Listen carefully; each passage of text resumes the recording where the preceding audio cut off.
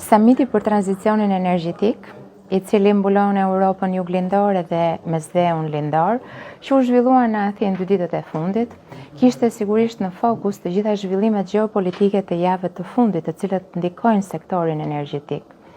Ministra nga e gjitha Europa, kabinetet e tyre, por edhe përfaqësues të kompanive të mëdha,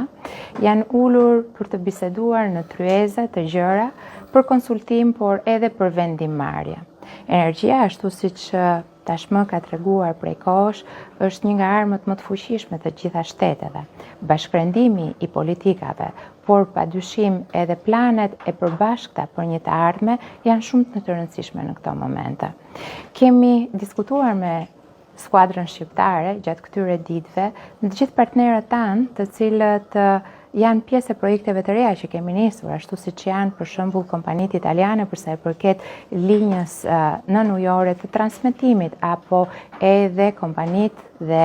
ministrat nga Azerbajxhani për sa i përket projektit të gazifikimit. Por mbi të gjitha kemi diskutuar për sigurinë energjetike. Siguria energjetike në Europën juglindore dhe sidomos në Ballkanin perëndimor janë çelësat e suksesit për të gjithë zhvillimin e agjendës së gjelbër në vazhdim, ashtu siç Bashkimi Evropian e kërkon.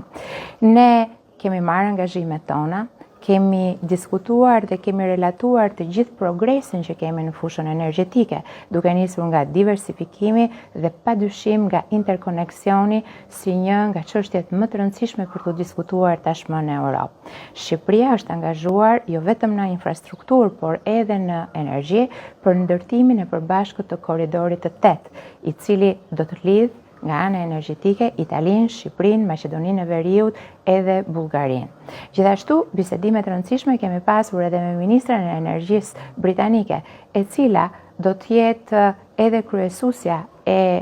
të gjithë organizimit për sa i përket dialogut të Berlinit në të ardhmen, dhe padyshim mbështetja e Britanisë Madhe ka qenë dhe do të jetë gjithmonë e rëndësishme për Shqipërinë. Samiti i tranzicionit energjetik i zhvilluar në Athinë, padyshim që një takim tjetër i frutshëm